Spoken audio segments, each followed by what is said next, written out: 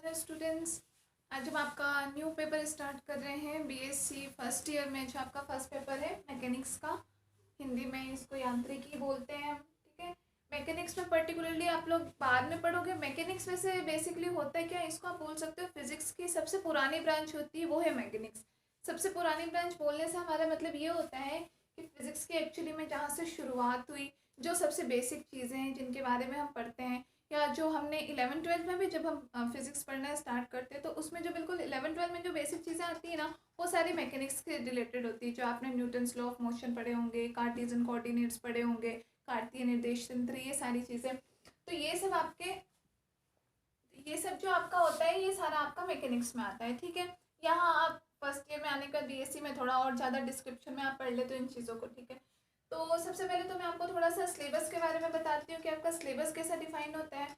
तो आपके आरयू में क्या होता है कि टोटल आपके 33 और 34 मार्क्स के आपके 3 पेपर्स होते हैं, जिसमें ये आपका फर्स्ट पेपर है। टोटल 100 मार्क्स के तो आपके डिस्क्रिप्टिव पेपर होते हैं और 50 मार्क्स के आपके प्रैक्टिकल का कुछ होते हैं। ठीक है, इस 33 मार्क्स में भी आपका ऐसा होता है कि कुछ आपके शॉर्ट क्वेश्चन आते हैं, मुझे फिक्स पता नहीं है कितने आते हैं, बट 9 मार्क्स के तो आपके टोटल शॉर्ट क्वेश्चन होते हैं जो हाफ मार्क्स के होते हैं। ठीक है, और आपके 4 क्वेश्चन आते हैं जो कि 6 मार्क्स के होते हैं।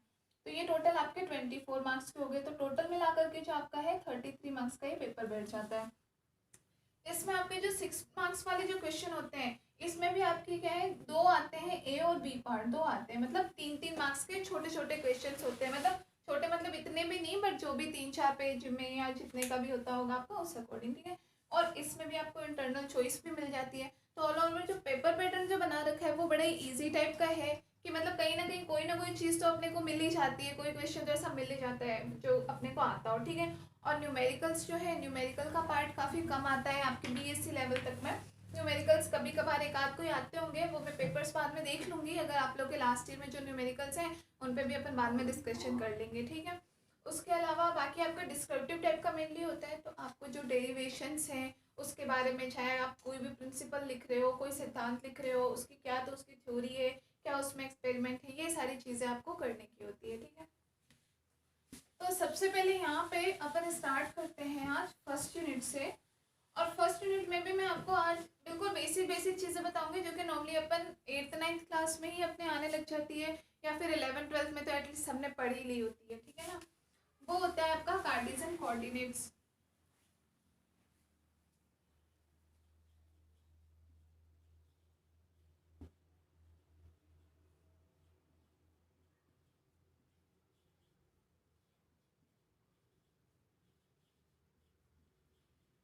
ठीक है, कार्टेशियन कोऑर्डिनेट्स या कार्टेशियन कोऑर्डिनेट सिस्टम भी हम इसको बोलते हैं। हिंदी में हम इसको बोलते हैं कार्तीय निर्देश तंत्र।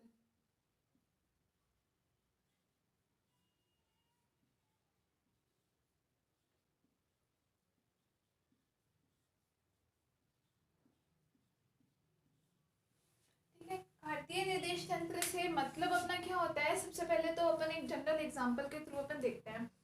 जैसे कि जितनी भी चीज़ें हैं इस पृथ्वी पे, इस सरफेस पे, कोई भी चाहे ऑब्जेक्ट हो, चाहे कोई इंसान है, चाहे कोई निर्जीव वस्तु है, जैसा भी है, तो हर एक किसी की अपन जो पोजीशन बताते हैं क्या है, तो पोजीशन किसी न किसी फ्रेम ऑफ रेफरेंस से अपन बताते हैं। फ्रेम ऑफ रेफरेंस से अपना मतलब ये है कि जैसे कि मान लो अगर मैं अभी मेरी कंडीशन बताऊं कि मैं एक रूम में खड़ी हूँ, तो अब वो रूम कहाँ पे है, तो मैं ऑब्वियसली उसको एक घर के कंपेयर में बताऊंगी कि हाँ ये घर है और इस घर के इस साइड में ये रूम है और इस रूम में मैं इस वॉल के साइड में खड़ी हूँ। ठीक है ना, तो कोई ना कोई उसका एक ओरिजिन होता है जिसके सापेक्ष हम बताते हैं कि इसकी स्थिति ये होती है। नॉर्मली जैसे मान लो मैंने कोई भी एक ऑब्जेक्ट लिया, ठीक है, ये इस पोजीशन पे है, अब मैं इसकी पोजीशन किसके थ्रू बताऊंगी, तो उसके लिए मैं कार्टेशियन कोऑर्डिनेट बनाऊंगी, जिसको अपन एक्स एक्सिस, वाई एक्सिस और जेड एक्सिस का यूज करके अपन बनाते हैं। ठीक है, अपन ऐसा लिखते हैं, ये एक्स, वाई और जेड। एक्स वाई जेड भी अपन क्यों लिखते हैं, अपन 3D में लिखते हैं, क्योंकि अपने को पता है अपना जो टोटल स्पेस है, आकाश है, वो 3D में है। तो उसके अकॉर्डिंग अपन 3 इसके कोऑर्डिनेट लेते हैं। ठीक है, फिर उसमें अपन बताते हैं कि अगर कोई मुझसे पूछे कि इस ऑब्जेक्ट की पोजीशन क्या है, तो मैं ये जो ओरिजिन होता है जिसको मूल बिंदु कहते हैं, मूल बिंदु होता है। ठीक है, तो मैं ये बोलूंगी कि मूल बिंदु से इतनी तो एक्स एक्सिस की तरफ है, इतनी इसकी एक्स एक्सिस और इतनी वाई एक्सिस पर है। ठीक है ना। तो हम इसका जैसे हम ग्राफ आप लोग बनाते हो तो उस पर आप क्या करते हो, ये जैसे ये पॉइंट यहाँ पे आया तो मान लो एक्स पे इसकी वैल्यू कुछ 2 आ रही हो, वाई पे इसकी वैल्यू कुछ 3 आ रही हो, तो 2 और 3 आप इस तरीके से उसको शो करते हो। तो 2 और 3 एक तरीके से इसकी मतलब इसकी लिमिट बता रहे हैं, इसकी बाउंड्रीज बता रहे हैं कि 2 और 3 पैरामीटर वो मीटर में हो सकता है। अब वो डिपेंड करता है कि आप एक्स और वाई किन चीज़ों को प्रदर्शित कर रहे हैं। कोई दूरी प्रदर्शित कर रहे हो आप तो वो मीटर में कर सकते हो, या फिर आप अगर कोई वॉल्यूम प्रदर्शित कर रहे हो तो आप जैसे कोई लिक्विड चीज़ ले रहे हो तो आप लीटर में प्रदर्शित कर रहे हो, या गैस से कुछ भी अलग अलग चीज़ें वो जो भी है आप उसके अकॉर्डिंग मान सकते हो। ठीक है। या फिर हम एक जनरल एग्जांपल के थ्रू इसको समझे कि जैसे मान लो अभी कोई अपने से कोई एड्रेस पूछता है कहीं का, तो अपन उसे बोलते हैं कि यहाँ से लेफ्ट जाना या राइट जाना और उसके बाद में स्ट्रेट ले लेना जैसे भी। तो वो लेफ्ट राइट या स्ट्रेट अपन किस कंपेयर में बताते हैं, हम जहाँ खड़े हमारे कंपेयर में हम उसे बताते हैं कि अभी हम जिस पोजीशन में हैं कि आप यहाँ से राइट जाओ देन लेफ्ट जाओ देन स्ट्रेट जाओ जैसे भी है। ठीक है। तो हर किसी चीज़ को क्या होता है, एक पर्टिकुलरली मूल बिंदु जो ओरिजिन होता है उससे कंपेयर करके हम दूसरी चीज़ की जो है वो स्थिति बताते हैं हम। ठीक है ना। अब जैसे हो सकता है ये जो पूरा निर्देश तंत्र है, हो सकता है ये पूरा निर्देश तंत्र किसी और निर्देश तंत्र के सापेक्ष में हो। मतलब जैसे कोई एक पर्सन हो सकता है, कोई पर्सन जो यहाँ खड़ा हो वो इस निर्देश तंत्र को किस तरीके से देख रहा है, वो इसकी पोजीशन को कैसे देख रहा है। तो हम इसको हम बता सकते हैं कि मान लीजिए ये ऐसे में एक्स डैश हो गया, ये वाई डैश हो गया और ये जेड डैश हो गया, इसकी कंडीशन ओ डैश हो गई।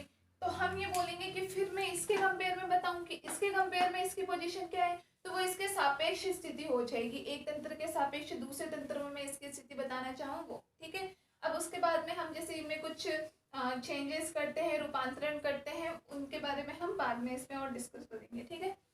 तो ये बनाना चाहते हो आप लोग तो एक बार ये बना सकते हो आप लोग नॉर्मली एग्जाम्पल के तौर पे, तो आपको थोड़ा ये ध्यान रहेगा कि ये आपके कार्तीय निर्देश तंत्र होते हैं। कार्तीय निर्देश तंत्र हम इसको बोलते हैं, एक्चुअली में और भी होते हैं जो आप लोग जैसे बाद में पढ़ोगे भी या अभी तक आपने पढ़ा भी हो। गोलीय निर्देश तंत्र भी होते हैं या बेलनाकार निर्देश तंत्र भी होते हैं जिसको हम स्फेरिकल कोऑर्डिनेट बोलते हैं या सिलेंड्रिकल कोऑर्डिनेट बोलते हैं। तो उसमें जैसे एक्स वाई जेड है, वैसे स्फेरिकल में जैसे हम आर थीटा फाइव वगैरह ले लेते हैं, या सिलेंड्रिकल में कुछ और चीज़ें ले लेते हैं। इस तरीके से वो अलग अलग होता है। सबसे ज़्यादा जो मोस्ट कॉमनली जो हम यूज़ करते हैं वो यही कार्टेशियन कोऑर्डिनेट सिस्टम यूज़ करते हैं। ठीक है। तो इसको आप बना लो।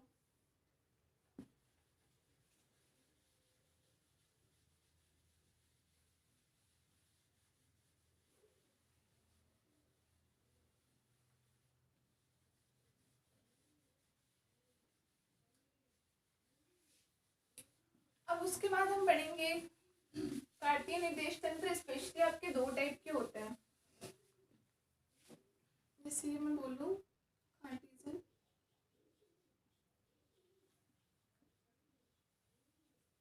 Coordinate system. ठीक है। कार्टेशियन कोऑर्डिनेट है तो ये दो टाइप के होते हैं बेसिकली आपके, इनर्शियल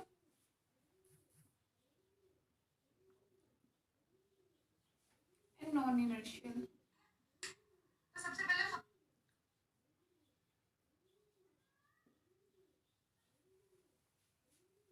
जड़त्वीय और अजड़त्वीय हम हिंदी में बोलें तो ये आप लोग सिर्फ साथ के साथ अपनी कॉपी में नोट डाउन कर लो, और बाकी आप लोग जब बुक से पढ़ोगे तो आपको ये सारी चीज़ें वहाँ पे भी मिल जाएंगी। तो आप लोग को कोई नोट्स वगैरह बनाना चाहो या जैसे भी तो उसमें आप ये सारी चीज़ें मेंशन कर सकते हो। ठीक है ना। और एग्जाम में भी आप स्पेशली जब क्योंकि जैसे आप लोग फर्स्ट ईयर के हो तो आप लोगों को क्या होता है क्योंकि आपका डिस्क्रिप्टिव टाइप का पेपर आता है तो आपको थोड़ा अपनी मतलब राइटिंग को थोड़ा इफेक्टिव इस तरीके से बनाना है, क्योंकि वो वाली बात नहीं है कि 3 नंबर का लिखना है तो 3 नंबर के अकॉर्डिंग हम कितने पेज भरेंगे, वो वाला सिस्टम नहीं होता है यहाँ पे। कम लिखो, उसको थोड़ा इफेक्टिव लिखो, फ्लो चार्ट्स यूज करो, या इस टाइप के कोई अगर टाइप्स बताने तो आप इस टाइप के डायग्राम्स यूज में ले लो, या किसी अलग अलग तरीके से हम जैसे उसमें एरोज बना करके करते हैं वो कोई सिस्टम बता रहे हो तो आप उसका डायग्राम यूज में ले सकते हो। किसी में कंपेयर आपको बताना हो, किसी में इसके सापेक्ष इसमें ये चेंज आया ये बताना हो तो आप उसके लिए ग्राफ यूज में ले लो। इस तरीके से अलग अलग चीज़ें आपको बनानी है। ठीक है। तो यहाँ अपन बात करते हैं कि दो इसके होते हैं, इनर्शियल नॉन इनर्शियल या जड़त्वीय और अजड़त्वीय। अब इनका मतलब क्या होता है, तो आपको ध्यान होगा आपने 11th में पढ़ा होगा Newton's law of motion, Newton की गति के नियम। ठीक है। Newton's law of motion, laws of motion.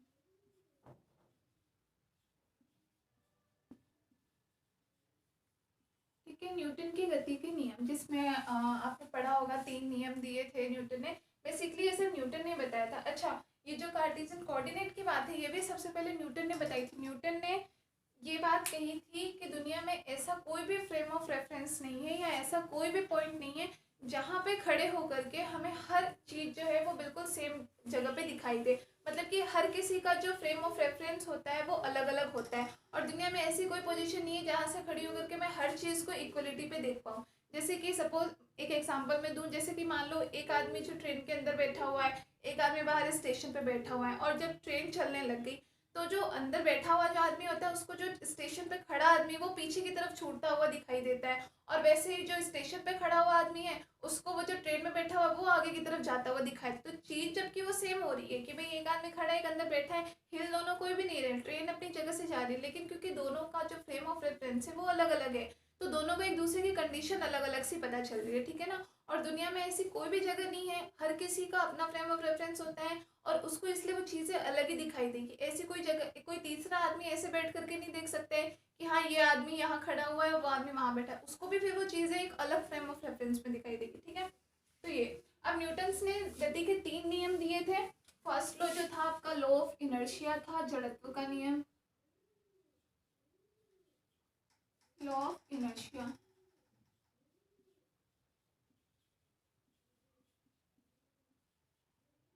ठीक है, या हिंदी में हम इसे बोलते हैं जड़त्व का नियम।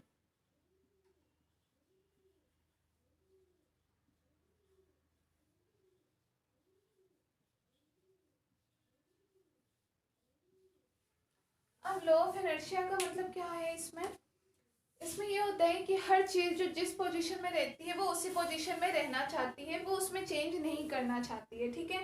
जैसे कि अगर कोई दौड़ रहा है तो वो दौड़ते ही रहना चाहेगा, अगर कोई बैठा है तो बैठा ही रहना चाहेगा, जब तक उस पर कोई एक्सटर्नल फोर्स अप्लाई नहीं किया जाए, जब तक उस पर कोई बारबल नहीं लगाया जाए। सपोज एग्जाम्पल के लिए जैसे अभी आप लोग ये वीडियो देख रहे हो, आपने अपना फ़ोन सामने टेबल पे रखा होगा और आप देख रहे हैं इस वीडियो को, ठीक है। तो आपका फ़ोन उस कंडीशन में ही रहेगा जब तक आप खुद अपने हाथ से उसको उठा करके मूव नहीं करोगे। तो आपने उस पर एक्सटर्नल फोर्स लगाया तो फ़ोन अपनी जगह से हटा, खुद से चल करके तो वो चलने नहीं लग जाएगा या बंद नहीं हो जाएगा, ठीक है ना। तो और ये चीज़ हर चीज़ फॉलो करती है, दुनिया में हर चीज़ जो है वो जड़त्व के नियम को फॉलो करती है, ऐसा न्यूटन ने बताया, ठीक है। तो उसके लिए हम सबसे बेस्ट एग्जांपल हम ये लेते हैं कि जैसे कि मान लो कि जैसे कोई भी चीज़ है, जैसे हम बस में अगर हम जाते हैं या फिर जैसे मान लो अगर हम बस में चल रहे हैं तो जैसे बस चलती रहती है, हम जबकि बैठे रहते हैं लेकिन हमें ऐसा लगता है कि हाँ उसके साथ साथ हम खुद भी मोशन कर रहे हैं, तो हम उस पोजीशन में ही बने रहना चाहते हैं, ठीक है। उसमें चेंज जो होता है वो कोई भी चाहता नहीं है उसमें चेंज, ठीक है।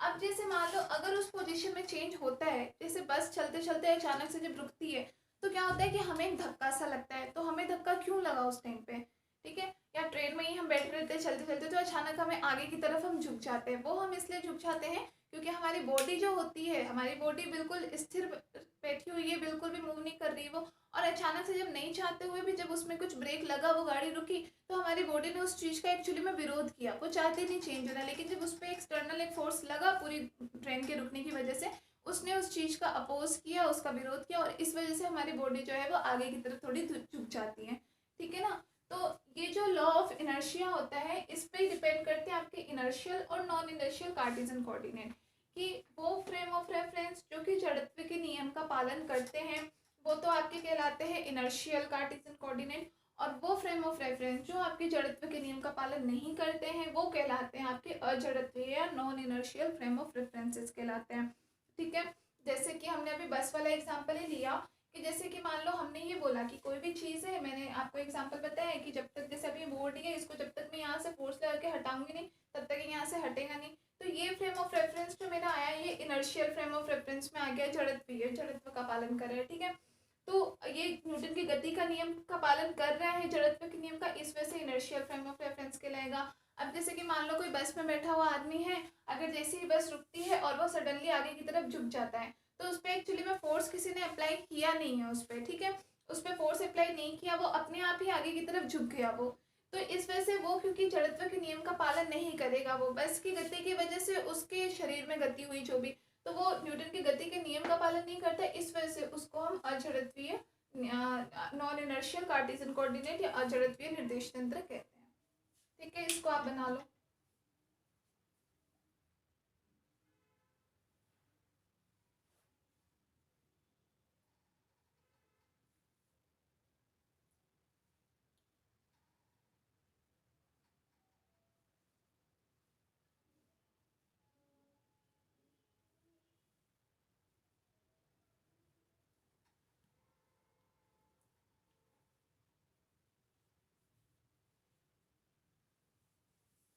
ठीक है, ये नोट कर लिया आपने। अब इसके बाद में जैसे हम इसके बाद न्यूटन की गति का सेकंड नियम होता है जो आप लोग पढ़ते हैं, संवेग का नियम, वो भी पढ़ेंगे। संवेग का नियम होता है और एक थर्ड लॉ होता है क्रिया प्रतिक्रिया का नियम, तो उसके बारे में भी हम पढ़ेंगे कि जब हम किसी चीज़ पे क्रिया करते हैं तो वो अपोजिट में हमारे ऊपर भी प्रतिक्रिया करती है। ठीक है, उनके बाद में भी हम बाद में बात करेंगे।